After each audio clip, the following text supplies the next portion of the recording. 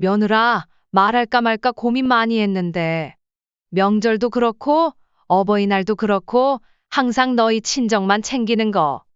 사실 좀 서운하구나. 서운하셨어요? 애 같으셔라. 친정을 더 챙기는 게 이상한가요? 제 부모님이시잖아요. 그래, 팔은 안으로 굽는다고 더 챙길 수 있지. 그래도 보통은 어느 정도 서운한 쪽이 안 생기게 비슷하게 챙겨주려 노력을 하지 않니? 솔직히 말씀드리면 어머님은 제 부모님 아니시잖아요. 이건 그냥 시댁 예의 차리는 거고. 우리는 가족까진 아니죠, 사실. 가족이 아니라고? 가족이 아니면 대체 뭐니? 시댁이랑은 어쩔 수 없이 거리가 있는 거잖아요. 저만 그런 게 아니라 모든 며느리들이 다 그래요. 그래, 이제 알았어. 더 이상 너희한테 아무것도 바라지 않을게.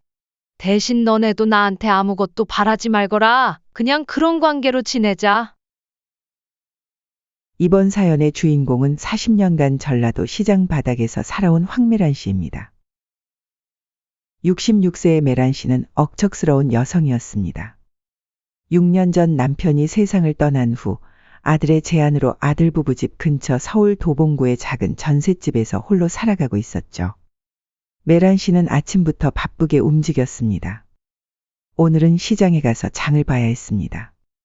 평생 시장에서 장사를 했던 메란 씨는 물건 고르는 안목만큼은 누구보다 정확했습니다. 오이와 호박, 쌀과 고춧가루까지 하나하나 꼼꼼히 살펴보며 장바구니를 채웠습니다. 사장님, 오이 좀 더 싱싱한 걸로 주세요. 메란 씨의 목소리는 여전히 힘이 넘쳤습니다. 겉으로 봐서는 아직 50대로 보일 정도였죠. 평생 일하며 단련된 몸과 마음은 쉽게 늙지 않았습니다. 집으로 돌아오는 길, 메란 씨는 잠시 발걸음을 멈췄습니다. 도봉구의 작은 전셋집에는 아무도 메란 씨를 기다리고 있지 않았습니다. 메란 씨는 담백하게 한숨을 내쉬었습니다. 다행히 아들 가족이 가까이 살고 있었습니다. 적어도 완전히 혼자는 아니었죠. 아들 심도윤과 며느리 최한서 부부는 메란 씨의 집에서 15분 거리에 살고 있었습니다. 아들이 결혼한 지 6년, 손주 지호도 곧 5살이 됩니다. 다른 어머니들도 마찬가지겠지만 메란 씨는 아들만 보고 살아왔죠. 하지만 그런 아들이 결혼하고 나서는 자주 서운함이 스며들곤 했습니다. 핸드폰이 울렸습니다. 아들이었습니다. 엄마, 저 좀 이따가 집에 와주실 수 있어요? 안서가 오늘 약속이 있어서 손주 좀 봐주셨으면 해요. 메란 씨는 자연스럽게 대답했습니다. 그래, 알겠다. 몇 시까지 가면 되니? 6시쯤 와주세요. 정말 감사합니다. 전화를 끊고 메란 씨는 시계를 보았습니다. 아직 3시간 정도 여유가 있었습니다. 메란 씨는 아들 집에 갈 때 가져갈 음식을 준비하기 시작했습니다. 손주가 좋아하는 약간 달달한 감자조림과 계란말이를 준비했습니다. 며느리는 말끝마다 존댓말을 섞었지만 태도는 늘 냉정했습니다. 눈을 마주치지 않고 짧게 대화를 끊는 모습이 메란 씨는 늘 마음에 걸렸죠. 처음에는 성격 차이라고 생각했지만 6년이 지나도 그 묘한 거리감은 좁혀지지 않았습니다. 어머님, 감사합니다. 저희가 늦을 것 같아요. 어머님, 지호 밥 먹였으니까 신경 쓰지 마세요. 며느리의 말투에는 항상 묘한 선이 그어져 있었습니다. 그 선을 넘으면 안 된다는 무언의 경계였죠. 명절이면 며느리는 친정에 3박 4일 머무르고 시댁에는 밥 한 끼 먹고 갔습니다. 시댁에는 시간 없어서요. 친정에는 엄마가 기다리시니까요. 라고 했죠. 메란 씨는 그럴 때마다 속상했지만 내색하지 않았습니다. 며느리는 딸이 아니다. 바라지 말자. 그렇게 자신을 달래며 살아왔습니다. 하루에도 몇 번씩 이 말을 되새기며 스스로를 다독였습니다. 초반에는 매우 서운했지만 세월이 흐르면서 마음에 굳은 살이 박혔습니다. 그저 아들 가족이 잘 지내면 된다고 생각했죠. 그런데 한 가지 마음 깊이 걸리는 일이 있었습니다. 평소에는 친정만 우선으로 챙기던 며느리는 손주를 맡길 때만큼은 언제나 메란 씨가 우선이었습니다. 아들이나 며느리가 바쁘다고 하면 언제든 손주를 봐주러 아들 집으로 갔습니다. 아들 부부의 집에서 하루 종일 손주를 봐주고 밤에는 자신의 집으로 돌아오는 일상이 반복됐습니다. 어머님, 이번 주에만 도와주세요. 다음 주도 좀만 봐주시면 너무 감사할 것 같아요. 이런 부탁들이 이제는 부탁이 아니라 지시처럼 느껴졌습니다. 시간이 지날수록 자신이 그저 편리한 베이비시터 같다는 느낌이 들었습니다. 오후 5시 반, 메란 씨는 준비한 음식을 가방에 넣고 아들 집으로 향했습니다. 지하철을 2정거장 타고 걸어서 5분. 이제는 너무나 익숙한 길이었습니다. 아들의 아파트 앞에 도착했을 때 며느리가 마침 나오고 있었습니다. 서둘러 나오는 모습이었죠. 어머님, 오셨어요. 고맙습니다. 전 이만 가볼게요. 며느리는 짧게 인사를 하고 서둘러 걸어갔습니다. 메란 씨는 그 뒷모습을 잠시 바라보았습니다. 며느리의 핸드백은 비싸 보였습니다. 작년 생일에 아들이 선물했다고 했던 그 가방이었죠. 메란 씨는 조용히 한숨을 내쉬고 아파트로 들어갔습니다. 할머니, 문을 열자마자 지호가 달려와 안겼습니다. 메란 씨는 손자의 작은 등을 토닥였습니다. 손자 지호의 미소를 보면 모든 서운함이 녹아내렸습니다. 엄마 고마워요. 저녁 10시쯤 들어올게요. 아들이 말했습니다. 메란 씨는 고개를 끄덕였습니다. 괜찮아. 너희들 일 봐. 내가 지호 잘 보고 있을게. 아들은 빠르게 인사를 하고 서둘러 나갔습니다. 이제 아파트에는 메란 씨와 지호만 남았습니다. 할머니 뭐 가져왔어? 지호가 메란 씨의 가방을 가리켰습니다. 메란 씨는 웃으며 가방에서 음식통을 꺼냈습니다. 내가 좋아하는 감자조림이랑 계란말이 가져왔지. 지호는 기뻐하며 손뼉을 쳤습니다. 메란 씨는 손주를 위해 저녁을 차렸습니다.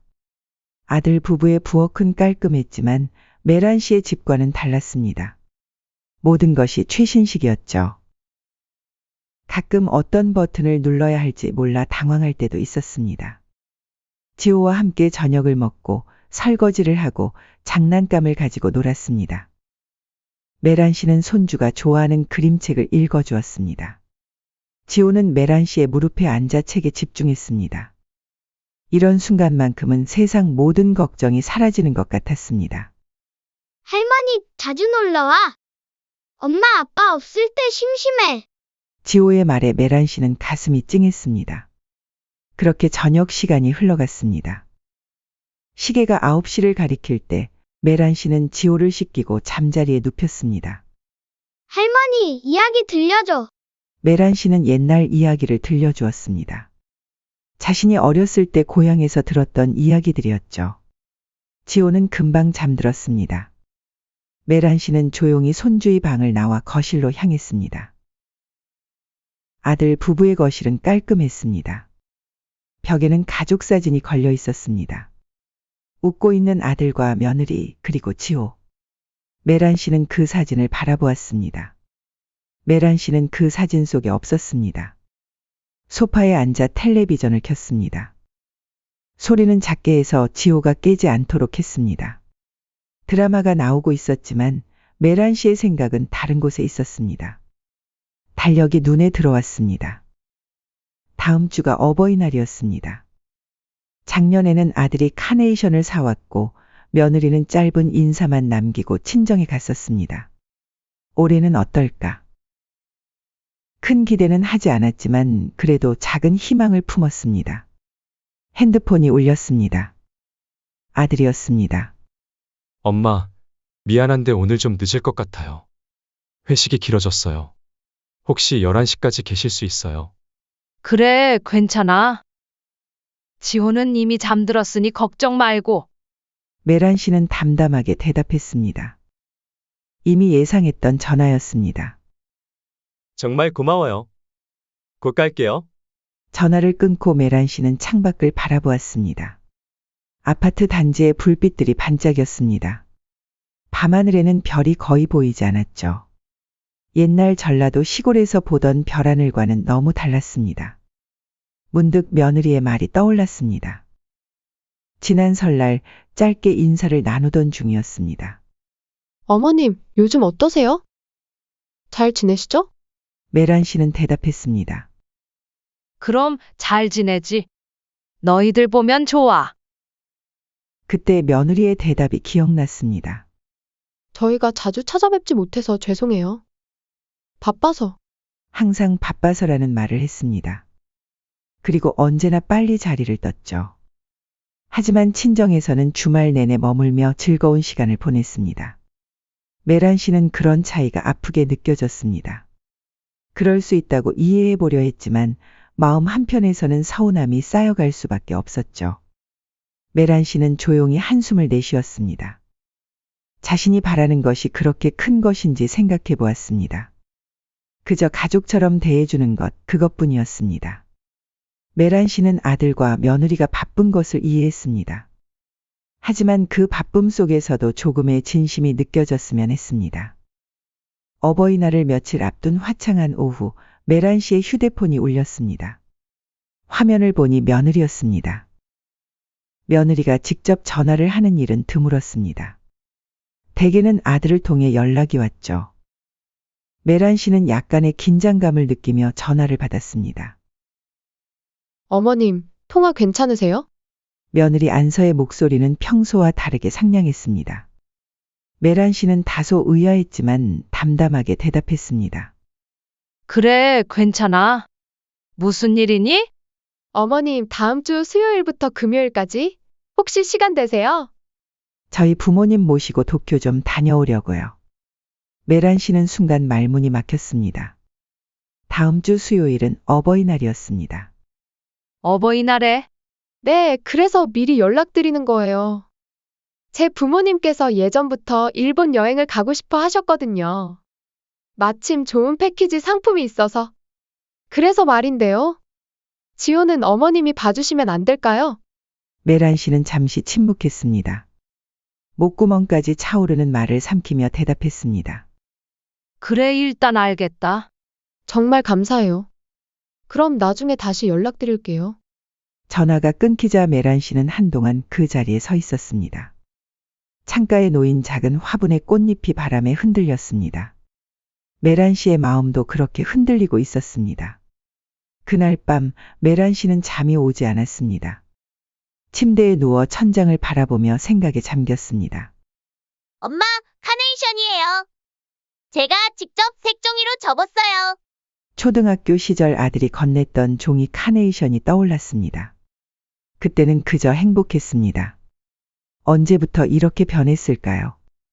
아들이 결혼하고 며느리가 생기고 모든 것이 조금씩 달라지기 시작했습니다. 뭘 바라는 거야, 나는. 메란 씨는 중얼거렸습니다. 하지만 마음 한구석에서는 알고 있었습니다. 그저 가족처럼 대해주는 것, 그것뿐이었습니다. 어버이날을 사흘 앞둔 아침, 메란 씨는 일찍 일어나 시장에 나갔습니다. 오랜만에 장을 보며 마음을 달래려 했습니다. 시장 골목을 걷다 보니 어버이날 선물 세트들이 진열되어 있었습니다. 카네이션 화분과 케이크, 작은 선물 세트들. 메란 씨는 그것들을 바라보다 발걸음을 돌렸습니다.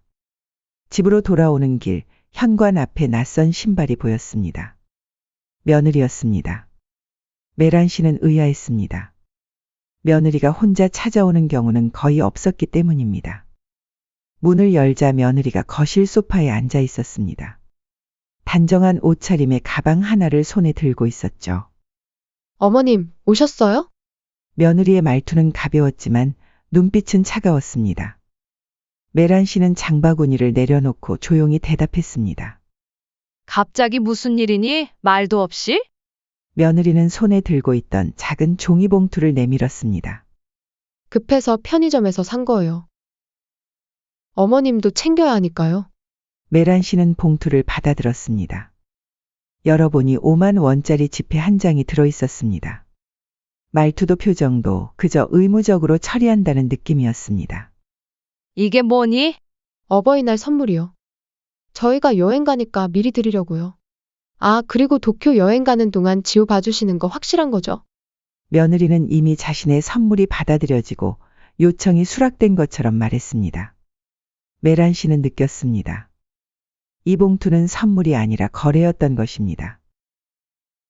메란 씨는 그동안 참아왔던 말들이 목구멍까지 차올랐습니다. 며느라, 말할까 말까 고민 많이 했는데. 며느리는 약간 놀란 표정으로 메란 씨를 바라보았습니다. 평소 메란 씨가 자신의 감정을 직접적으로 표현하는 경우가 드물었기 때문입니다. 명절도 그렇고 어버이날도 그렇고 항상 너희 친정만 챙기는 거.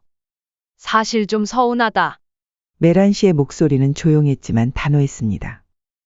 6년 동안 참아왔던 서운함이 담긴 말이었습니다. 며느리 안서는 순간 당황한 듯 했지만 곧 가벼운 웃음을 지었습니다. 서운하셨어요? 애 같으셔라. 전 그냥 당연한 건 줄 알았는데요. 당연히 친정을 더 챙기는 게 이상한가요? 제 부모님이시잖아요. 그래, 팔은 안으로 굽는다고 더 챙길 수 있지. 그래도 보통은 어느 정도 서운한 쪽이 안 생기게 비슷하게 챙겨주려 노력을 하지 않니? 메란 씨는 며느리의 태도에 더욱 당혹스러웠습니다. 며느리는 봉투를 탁 메란 씨 앞으로 밀며 말했습니다. 솔직히 말씀드리면 어머님은 제 부모님 아니시잖아요. 이건 그냥 시댁 예의 차리는 거고. 우리는 가족까진 아니죠, 사실. 메란 씨는 그 자리에 얼어붙은 듯 서 있었습니다. 가족이라는 단어가 가슴을 찔렀습니다. 6년 동안 며느리를 가족으로 생각했던 메란 씨의 마음이 산산조각 났습니다. 가족이 아니라고? 메란 씨의 목소리가 떨렸습니다. 네, 그렇죠. 어머님은 도윤 씨 어머님이고, 저는 도윤 씨 아내고. 그냥 각자의 위치가 있는 거잖아요. 어머님이 제 엄마는 아니니까 제가 친정에 더 신경 쓰는 건 당연한 거 아닌가요? 그리고 솔직히 며느리는 잠시 말을 멈추더니 손가락으로 테이블을 톡톡 두드렸습니다. 시댁이랑은 어쩔 수 없이 거리가 있는 거잖아요. 저만 그런 게 아니라 모든 며느리들이 다 그래요. 메란 씨는 그제야 깨달았습니다. 자신이 그동안 얼마나 큰 착각 속에 살았는지를요. 며느리에게 자신은 그저 시댁이었을 뿐 결코 가족이 아니었습니다. 그래서 친정에는 3박 4일 머물면서 여기는 한 끼 먹고 가는구나. 메란 씨의 말에 며느리의 표정이 약간 경직되었습니다.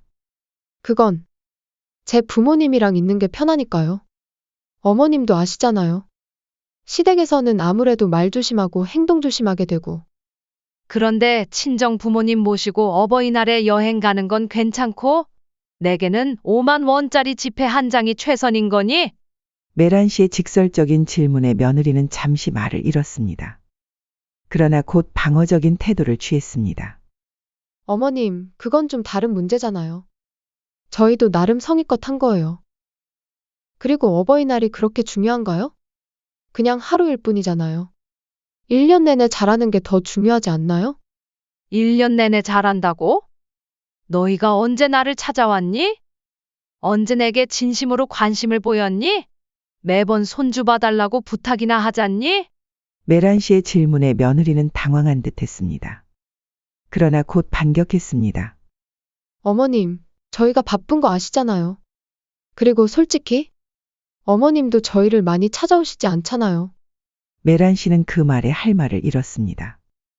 며느리는 이제 상황을 완전히 뒤집어 놓고 있었습니다. 마치 메란 씨가 그들을 멀리한 것처럼 말이죠. 내가 너희를 찾아가지 않아? 네. 명절이나 특별한 일 있을 때만 오시잖아요. 메란 씨는 깊은 한숨을 내쉬었습니다. 사실 여러 번 찾아간다 말은 해봤지만 매번 불편하다는 핑계로 거절당하기 일쑤였는데 이제는 자신이 찾아가지 않는다고 원망하고 있었습니다. 어머님, 죄송하지만 좀 계산적으로 생각하시는 것 같아요. 며느리의 말에 메란 씨는 눈을 크게 떴습니다. 계산적이라고? 네, 5만 원이 적다고 하시는 것도 그렇고 어버이날 챙기는 것 가지고 그렇게 따지시고 저희도 나름대로 최선을 다했는데 어머님은 자꾸 부족하다고 하시니? 메란 씨는 믿을 수 없다는 듯 며느리를 바라보았습니다. 자신의 서운함을 표현했을 뿐인데 이제는 계산적이라는 소리까지 듣고 있었습니다. 내가 돈을 벌어서 그런 게 아니라 그게 아니라면 뭐가 문제인데요? 저희가 친정에 더 가는 것. 그건 어쩔 수 없는 거잖아요. 가족이 아니니까요. 며느라, 오해가 있는 것 같은데 나는 돈이나 물질적인 것을 바란 게 아니야. 그저 마음을 바랐을 뿐이야. 마음이요? 저희가 어머님을 싫어한다고 생각하세요? 그건 아니에요. 그냥 관계가 다른 거죠. 메란 씨는 이제 이 대화가 무의미하다고 느꼈습니다. 며느리는 자신의 감정을 전혀 이해하려 하지 않았고 오히려 메란 씨를 쪼잔하고 계산적인 사람으로 몰아가고 있었습니다. 어머님, 솔직히 말씀드리면 좀 쪼잔하게 구시네요. 남편 부모님이랑 자기 부모님을 똑같이 대하는 며느리가 어디 있어요? 그리고 5만 원도 적다고 생각하세요? 요즘 경기가 얼마나 어려운데. 메란 씨는 자신의 귀를 의심했습니다. 단순히 마음을 표현했을 뿐인데 이제 자신이 구두쇠처럼 취급받고 있었습니다. 어버이날 선물이 5만 원이면 충분하지 않나요? 어머님은 얼마를 원하셨어요? 10만 원? 20만 원? 솔직히 그런 식으로 따지시면 저희도 할 말이 없어요. 며느리의 말은 점점 더 매섭고 건방져졌습니다. 마치 자신이 피해자인 것처럼 행동하고 있었습니다. 내가 말했잖니. 내가 돈을 원했으면 막말로 손주 봐주거나 할 때 그때그때 요구하지 않았겠니? 그럼 뭘 원하셨어요? 저희 보고 친정 버리고 시댁만 모시고 살라고요? 그건 말이 안 되잖아요. 요즘이 어떤 시댄데. 메란 씨는 더 이상 반박할 기력이 없었습니다. 며느리는 그의 말을 계속 왜곡하고 자신의 입장만 강하게 주장하고 있었습니다. 그리고 이런 말씀 드리기 정말 죄송한데. 요즘 시대 시부모님한테 그렇게 많은 걸 바라시면 며느리 입장에서는 정말 힘들어요. 저희는 나름대로 예의는 다 갖추고 사는 건데. 메란 씨는 봉투를 내려다보았습니다. 5만 원짜리 지폐 한 장. 그것이 며느리가 말하는 예의였습니다. 며느라, 그만하자. 내 마음은 너가 절대 이해하지 못할 거야. 어머님, 저도 사람인데 왜 이해를 못해요? 그냥 어머님이 너무 많은 걸 바라시는 거예요. 다른 집 시어머니들은 이 정도면 다들 좋아하시는데. 메란 씨는 그 말에 쓴웃음을 지었습니다. 다른 집과의 비교. 마치 자신이 너무 과한 요구를 하는 사람처럼 취급받고 있었습니다. 알았어. 내가 너무 많은 걸 바랐나 보구나. 맞아요. 어머님이 조금만 마음을 내려놓으시면 서로 편할 텐데. 자꾸 이것저것 따지시니까 저희도 힘들어요. 메란 씨는 창밖을 바라보았습니다. 더 이상 할 말이 없었습니다. 며느리는 자신의 모든 감정을 따지기로 치부하고 있었고 자신을 쪼잔하고 구시대적인 시어머니로 몰아가고 있었습니다. 그래. 이제 알았어. 더 이상 너희한테 아무것도 바라지 않을게. 메란 씨는 할 말을 잃었습니다. 며느리의 말이 너무 뜻밖이었기 때문입니다. 가족이 아니다라는 그 말이 가슴 깊은 곳을 찔렀습니다. 그렇게 정적이 흐르자 며느리 안서는 자신이 우위에 있다고 판단했는지 그 틈을 비집고 적반하장처럼 말을 이어갔습니다. 그리고 어머님, 이참에 말씀드릴게요. 매번 손주 좀 봐달라고 할 때마다 그렇게 인상 쓰실 거면 왜 봐주셨어요? 그냥 싫다 하시던가. 메란 씨는 순간 눈을 크게 떴습니다. 인상을 쓴 적이 없었습니다. 항상 그래, 알았다고 말했을 뿐입니다. 겉으론 그래, 알았다 해놓고 뒤에서 이러는 거 솔직히 저도 피곤하거든요. 메란 씨는 숨을 깊게 들이켰습니다. 자신이 도움을 주고 있는데도 이렇게 억울한 누명을 쓰는 상황이 믿기지 않았습니다. 6년 동안 참아왔던 분노가 조금씩 올라오기 시작했습니다. 안서야, 넌 정말 그렇게 말했어야 속이 시원하니? 메란 씨의 목소리가 떨렸습니다. 그러나 그것은 약함이 아니라 억눌려 있던 감정이 터져나오는 소리였습니다. 안서는 눈을 피하지 않고 대답했습니다. 오히려 당당하게 메란 씨를 정면으로 바라보며 말했습니다. 전 솔직한 게 낫다고 생각해요. 괜히 서로 좋은 척하면서 뒤에선 서운하니 어쩌니 그런 거 웃기지 않아요? 메란 씨는 자신의 귀를 의심했습니다. 며느리가 지금 자신의 진심 어린 감정을 웃긴 것이라고 표현하고 있었습니다. 그리고 손주 봐주는 것도 할머니가 봐주는 것도 당연하지 않나요? 너무 정 들이시지 말았으면 좋겠어요. 기대하시면 저도 부담스러워요.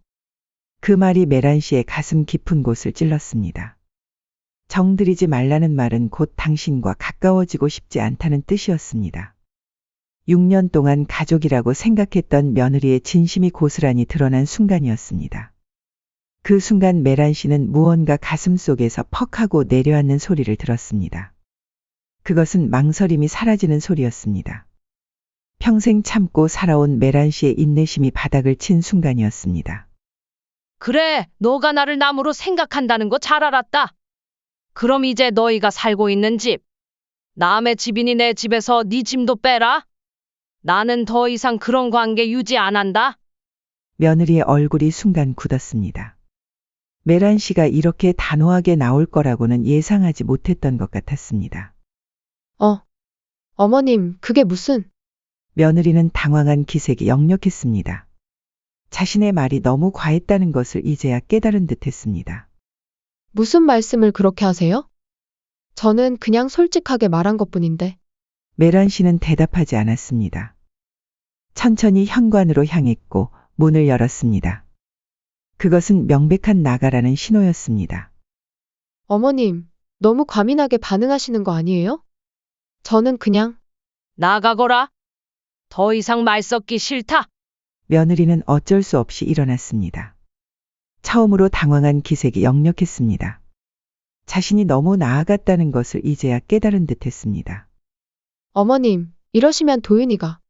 네 남편한텐 내가 알아서 말할 테니 넌 그냥 나가. 메란 씨는 단호했습니다. 더 이상 타협의 여지가 없다는 것을 분명히 했습니다. 며느리는 마지못해 가방을 들고 나갔습니다. 현관문을 나서기 전 마지막으로 한마디 던졌습니다. 정말 이러실 거예요? 지호는요? 지호 안 보셔도 된다는 말이죠? 손주? 내가 너네들이에서 손주 봐준 거지? 남의 아이를 내가 왜 봐주니? 며느리는 마지막으로 메란 씨를 노려보았지만 더 이상 할 말이 없었습니다. 그렇게 문이 닫혔고 메란 씨는 오랜만에 깊은 숨을 내쉬었습니다. 그날 저녁 아들이 헐레벌떡 달려왔습니다. 얼굴이 하얗게 질려 있었습니다. 엄마, 무슨 일이에요? 안서가 울면서 전화했어요. 메란 씨는 차분하게 아들을 마주했습니다. 도윤아, 너네 집 정리할란다. 집 팔 거다. 다시는 그 애랑 얼굴도 마주치기 싫다. 아들은 어안이 벙벙했습니다. 엄마, 갑자기 왜 그러세요? 안서가 뭐라고 했길래? 내 마누라가 내게 한 말은 이거다. 우리는 가족이 아니다. 이건 그냥 시댁예에 차리는 거다. 그리고 너무 정들이지 말았으면 좋겠다고 했어. 메란 씨의 말에 아들은 할 말을 잃었습니다. 엄마, 그래도 안서가 그냥 실수로 한 말일 수도. 실수? 아니다. 그의 표정을 봤다면 너도 알 거다. 그건 마음속에 오래 품어온 생각이었어. 메란 씨는 창밖을 바라보았습니다. 이상하게도 마음이 가벼웠습니다. 6년 동안 참아왔던 것들을 모두 내려놓으니 오히려 홀가분했습니다. 엄마, 제가 안서 데리고 와서 사과하게 할게요. 필요 없다. 강요된 사과는 의미가 없어. 그리고 난 이제 그 애의 진심을 알았으니까. 메란 씨는 단호했습니다. 더 이상 거짓된 관계를 원하지 않았습니다. 평생 참고 살아왔지만 이제는 자신의 삶을 스스로 결정할 시간이었습니다. 엄마, 도윤아, 내 결정이다. 너랑 내 마누라는 너희 삶 살아라. 너희가 행복하면 그걸로 됐어. 하지만 나도 내 남은 삶, 내 방식대로 살 권리가 있다. 아들은 더 이상 반박하지 못했습니다. 어머니의 눈빛에서 단호함을 읽었기 때문입니다. 그것은 40년 시장 바닥에서 단련된 여성의 강인함이었습니다. 이젠 가렴. 내 마누라가 기다릴 테니. 아들은 마지못해 일어났습니다. 문을 나서기 전 돌아보며 물었습니다. 정말 집 파실 거예요? 그래. 이젠 새로운 시작이 필요해. 아들이 떠난 후 메란 씨는 창가에 앉았습니다. 서울의 밤하늘을 바라보며 생각했습니다. 이제 자신은 시어머니나 할머니라는 역할에서 벗어나 그저 황메란이라는 한 사람으로 살아갈 것입니다. 그 생각이 너무나 자유롭게 느껴졌습니다. 이제 끝이다. 메란 씨는 중얼거렸습니다. 그러나 그것은 슬픈 끝이 아니라 새로운 시작을 알리는 말이었습니다. 며칠간 연락은 없었습니다. 메란 씨의 일상은 묘하게 평온했습니다. 마음속에 웅크리고 있던 서운함과 분노가 비워진 자리에는 이상한 고요함이 찾아왔습니다. 현관 초인종이 울렸습니다. 문을 열자 예상치 못한 광경이 펼쳐졌습니다. 아들 도윤이 서 있었고 그 뒤로 며느리 안서가 고개를 숙이고 있었습니다. 엄마, 도윤이 먼저 입을 열었습니다. 어머니의 눈을 제대로 마주치지 못했습니다. 메란 씨는 잠시 문간에 서서 두 사람을 바라보았습니다. 마음이 복잡했지만 이내 문을 활짝 열어주었습니다. 들어오렴. 세 사람은 거실로 들어왔습니다. 어색한 침묵이 흘렀습니다. 도윤이 며느리를 힐끔 쳐다보며 눈짓했지만 며느리는 여전히 고개를 들지 못했습니다. 도윤이 한숨을 내쉬며 먼저 말을 꺼냈습니다. 엄마, 정말 죄송합니다. 저희가 너무 엄마를 생각하지 못했어요. 특히 제가 아들로서 제대로 신경 써드리지 못했어요. 중간에 조율을 잘했어야 했는데 다 제 잘못이에요. 도윤의 목소리는 진심이 담겨 있었습니다. 메란 씨는 아들의 얼굴을 바라보았습니다. 6년 전 결혼할 때 그토록 행복해하던 아들의 모습이 떠올랐습니다. 안서도 할 말이 있대요. 도윤이 며느리를 바라보았습니다. 며느리는 여전히 고개를 들지 못하고 있었습니다. 도윤이 단호하게 말했습니다. 여보, 엄마한테 제대로 사과드려야지. 안서는 천천히 고개를 들었습니다. 눈가가 붉어져 있었고 입술이 미세하게 떨리고 있었습니다. 어머님. 정말 죄송합니다. 제가 너무 무례했어요. 메란 씨는 묵묵히 며느리를 바라보았습니다. 안서의 사과가 진심인지 아니면 아들의 강요로 인한 것인지 판단하기 어려웠습니다. 그날 드린 말씀들. 정말 죄송해요. 제가 너무 생각 없이 말했어요. 안서의 말은 더듬거리며 이어졌습니다. 진심이든 연기든 적어도 당황한 것은 사실인 듯 했습니다. 우리가 가족이 아니라고 한 건 그냥 순간적으로 나온 말이었어요. 제가 너무 감정적이었습니다. 메란 씨는 여전히 침묵을 지켰습니다. 안서의 눈동자가 불안하게 흔들렸습니다. 어머님, 정말 용서해 주세요. 제가 잘못했습니다. 도윤이 조심스럽게 메란 씨의 반응을 살폈습니다. 그러나 메란 씨는 담담한 표정을 유지했습니다. 그저 조용히 앉아 두 사람을 바라볼 뿐이었습니다. 엄마, 저희가 정말 면목이 없습니다. 엄마가 집을 파시든 어디로 가시든 다 엄마 뜻대로 하세요. 저희는 엄마 결정을 존중할게요. 그리고 앞으로는 제가 잘 중재를 할 테니 너무 노여워하진 말아주세요. 도윤의 말에 안서도 고개를 끄덕였습니다. 메란 씨는 빤히 안서를 응시했습니다. 안서는 몇 초 견디다가 결국 시선을 돌렸습니다. 내가 왜 그렇게 화가 났는지 알겠니? 메란 씨가 마침내 입을 열었습니다. 그의 목소리는 놀라울 정도로 평온했습니다. 네. 어머님을 가족으로 생각하지 않는다고 해서요. 안서가 작은 목소리로 대답했습니다. 그것뿐일까? 메란 씨의 단순한 질문에 안서는 더 할 말을 찾지 못했습니다. 그저 손가락으로 소파 가죽을 매만질 뿐이었습니다. 6년이다. 내가 너희를 가족이라고 생각하고 지낸 시간이. 그리고 그 6년 동안 너는 단 한 번도 나를 가족으로 생각한 적이 없었단 말이지.